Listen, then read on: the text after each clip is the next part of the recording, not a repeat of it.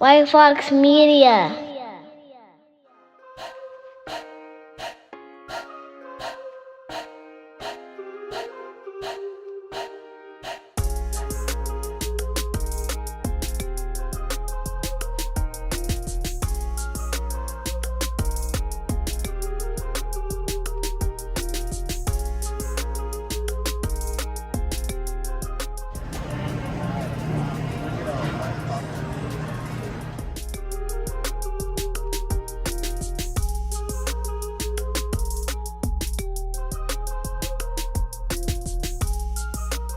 It's your boy 94Prynce from Southeast Portland, you feel me? I grew up actually right across the street on 162nd and Burnside for the majority of my middle school and high school career. So this is my area. I used to come to Sukasa actually like damn near almost every day before school. So this brings back memories. I ain't gonna hold you. Man, I was raised really by my mom and her husband. Her first husband. She is apostolic Pentecostal, black woman, and he was apostolic Pentecostal, Mexican dude who barely spoke me English. So like I was raised by them, and then my dad, he was a Southsider from LA. Majority of my life he stayed down in Mexico with his parents, so like I got to see him here and there when he came back to visit his moms and shit like that. So it was different. It's different because you raised Pentecostal, you raised hella Christian, your mom is like, and stepdad like evangelist and shit like that.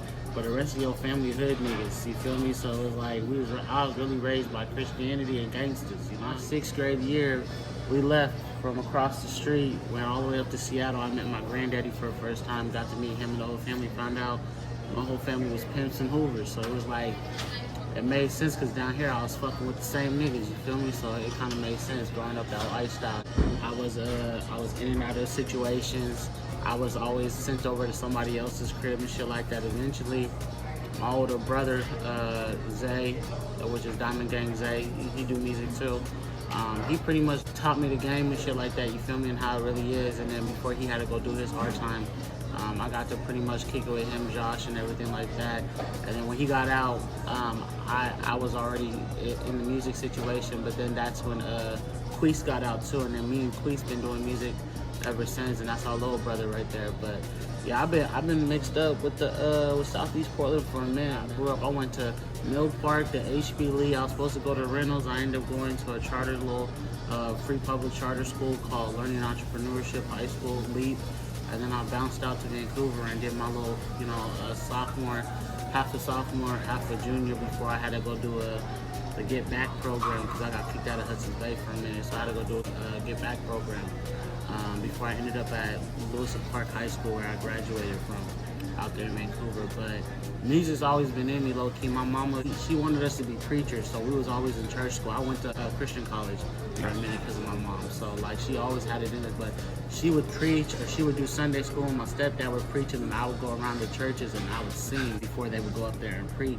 And then my cousins, they all rapped. My family all rapped and shit like that. I got, I got family members who done good things up in the city, made moves and shit like that. I had uncles and stuff like that out there in Seattle and Tacoma, like Casanova. That's one of my uncles who really be doing shit, really be making moves and shit like that. And then I'm linked up from the connections that they did and the connections that I made. It allowed me to link up with a lot of people from Seattle to the Bay Area to LA, which started my travel situation. And then basically I was doing music. It was cool. I didn't really want to do the gospel thing like my mom wanted me to. It just wasn't in the picture because I was bouncing around. I was doing what I gotta do to make some money at the time. You feel me? So it was just like, it wasn't in my books to do that. I never really wanted to be a rapper. I'm gonna keep it a buck with you. I like throwing parties. That was my thing. That's what I'm really known for, was throwing hella parties. Especially when moms would go out of town, I would go rent out a spot or use our spot, and we'd throw house parties and charge people like $3, $5 at the door. And yeah, it was one of them little situations. I didn't even get into DJing until I met Cole Leroy, who I be doing a lot of music with back in the day. Me and him got together. He was supposed to be the DJ. I was going to be like doing some back end stuff, just trying to build a label. But eventually, like I caught wind of this DJing little bug and I got into it, you feel me? And I've been DJing ever since. And that's really what's been getting me the movement DJing, because a lot of people, they underestimate the DJ, so they'll allow me to be in the same room as them and get game basically for free. Yeah. And that's what led me to booking my first artists and stuff like that, throwing events, which started at Quarter Deck in Vancouver, made its way to 6 West with Gabe, and then I ended up tapping in with Champagne James. That's right there. Him and Tabio J from Aviators. They put me onto the little structure situation. I got to moving and grooving and doing what I do best. And then I ended up bouncing out with this nigga from the Bay Area that's tapped in with Jay Stalin. Shout out to Javon. And he tapped me in with E40's camp and stuff like that, which made me pay attention more to the money that was coming in. And, you know, he put me on the situations. He got me Nefta Farrell, Lil Blood. I helped him connect some good hitters as well from Portland that would make the show acceptable, like Dre Steves and Jared Patton and then like that. So that became my first show, was the Nefta Farrell 2016, 2017 Nefta Farrell. After that, we just started telling Twin who we wanted to bring to the town. And he was basically funding it for a minute, and then towards the end, we just started having enough money and enough revenue doing what we were doing in the streets, doing what we were doing off the music shit. We had enough revenue basically to start saying, let's get bigger artists. Like, what's up with BFB the Pac-Man? What's up with Sada Baby? At the time, they were blowing up, you know. Free Joe Exotic, which just came out, you feel me? And we were able to start pitching in on the shows and getting to see the end result of the money, you feel me? It'd be a lot bigger than just getting $250, $300 as a DJ and like paying for tickets and selling tickets as a slot thing, you feel me? Yeah. We were now seeing what the back end really looked like, which got us into started acting different, started putting on shows, started doing things within the city, putting and collabing with people and building our brand, because we had a good brand at the time, which was called Black Pioneers. And building our brand and getting a lot of artists on our brand, we were to the point that we were throwing so many parties and bringing so many people that we started meeting new people who wanted to be a part of BPE, which we circulated through who could come and who could not. And that's how we ended up signing Bust Down Fredo, Jay Mula. That's how we ended up getting P. Willie for a minute before that one ended. We got a lot of artists that came in now. Rose Gold Sean, that's my cousin. He was able to get in there, mocking music. He started doing his thing. Now he turned full DJ on that one. And then like Cold, me and Cold just been connected from that minute. Yeah, bro, it's been a little groovy, you feel me? Like, we was doing what we were supposed to do to make the city know who the fuck we really were at the end of the day, you feel me? Like, that's really what we want. And then we started seeing like artists wanting to put on shows but not having the structure to do shit. Or the equipment to do shit. So that's when we started coming out with bringing out our speakers, bringing out our equipment, so and then having that as a necessity, so that when people need a show, they hit the Black Pioneers. And then other people's shows were powered by BPE. And then it was even to the point where we were connecting with other brands and we were doing shit with like Charista, which is what you see now. Like Late Lyrics is DJ'd by Cole Leroy, and then Bossa Nova and the Laugh one that she does, those ones are all curated by me. So, you know, so like we're inter-branding. You know, we mixed up a couple times with La Familia. I got a couple songs with Swig and his brother JC, just because like we intermixed based on the fact that we both were throwing shows, we both had equipment, we could put that shit together and make it a bigger scene. Yeah. Even to the point, when I first started DJing, I couldn't get no gigs downtown. So I started at Lux. When I started at Lux, it was like a 18 plus hookah lounge that was really like 16 at the time. They were letting underage in all the time, but I was like 19, 18 at the time too. So like these niggas were like 43 years younger than me. But me, So Luna started there. A couple other people started there, but me and So Luna were one of the big people that started at that hookah lounge over there on Powell. So we've been there for a minute. And then that's how So Luna ended up blowing up. And then I just became So Luna's DJ. So wherever he was going, I was DJing with him for a period of time. And that's how we just kept branding the name.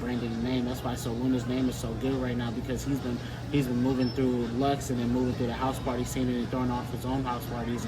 And there I was, me, a DJing for him for a minute. So, and then branding out and doing my own thing. So a lot of big movements in Portland when it came after 2016. You see my name connected to a lot of those situations, or you at least see the brand Black Pioneers connected to a lot of those situations, just because we found the need in Portland and we're able to put that together. And a lot of people wanted the info that we got from California and what we got from Seattle, and they wanted to know how they can get on that info too, because we were really the only artists in the city that could throw an event one time a month and come out $45,000. And then I'm over here off just that, you know, doing the back end, paying the artist back, doing what I got to do. Now I'm able to pay my artists from BPE. I was probably one of the only labels that really give over $25,000 in a year to his artists just off the shows. Not even music, just off the shows, which helped Brandon bust down Fredo to do what he did, because he was the voice at the time before his passing.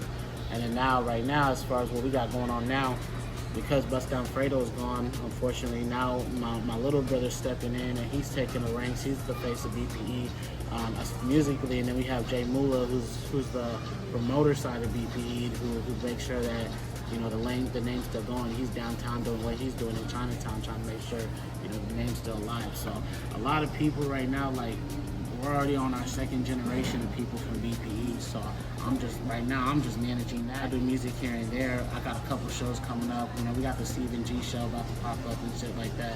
Mula got his going on, and my brother's been releasing music, at least a video once every 2 weeks. He's releasing a song on BPE YouTube channel.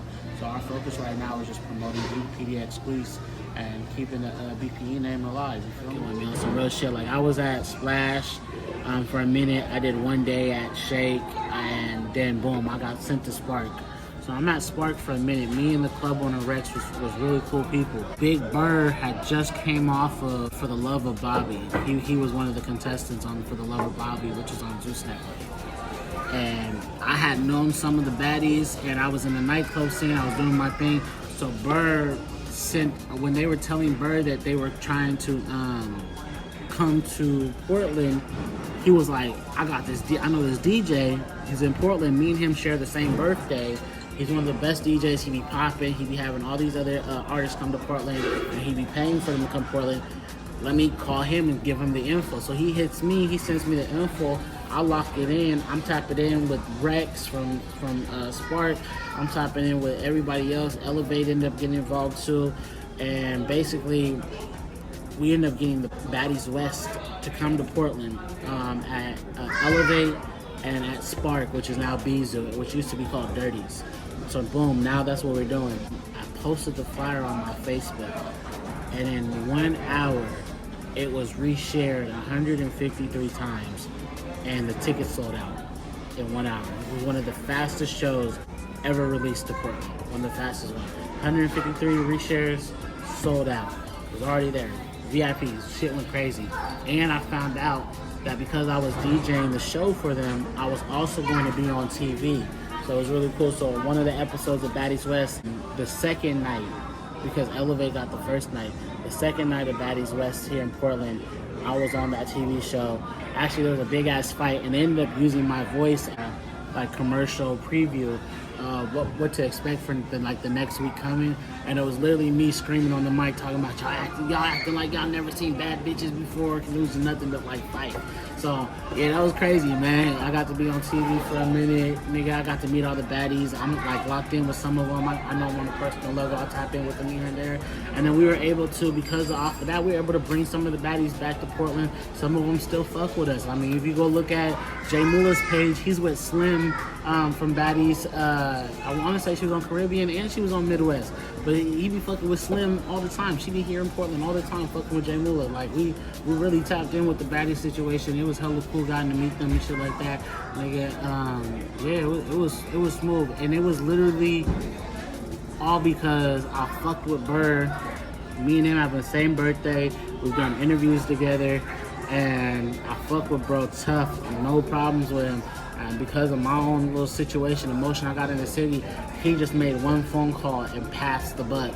And I took that shit and ran with it, and boom, networking made money. You feel me? And that's really what it was. Yeah, we got the baddies. I've been on a 4-city tour with Sada Baby, me and the guys.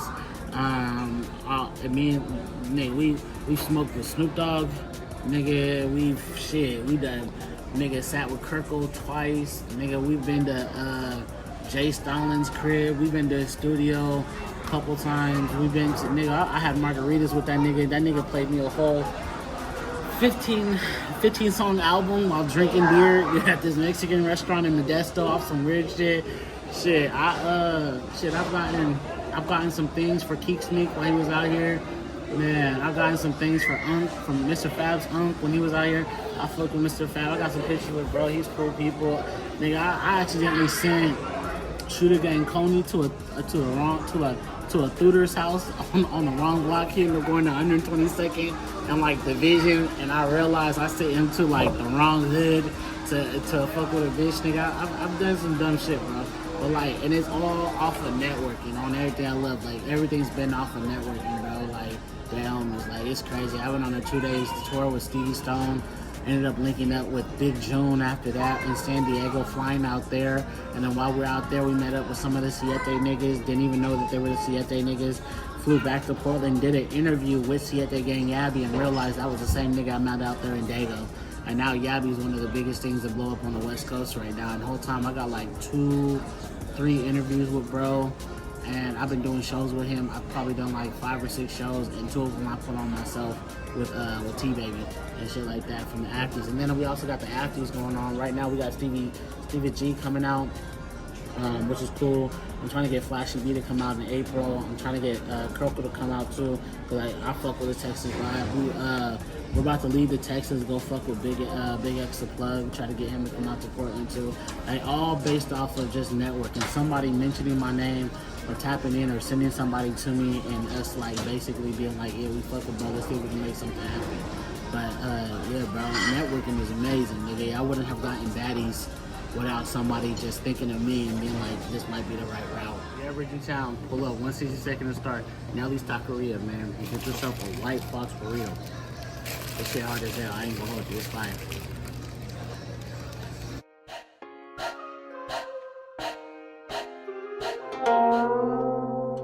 Whyte Foxx Media.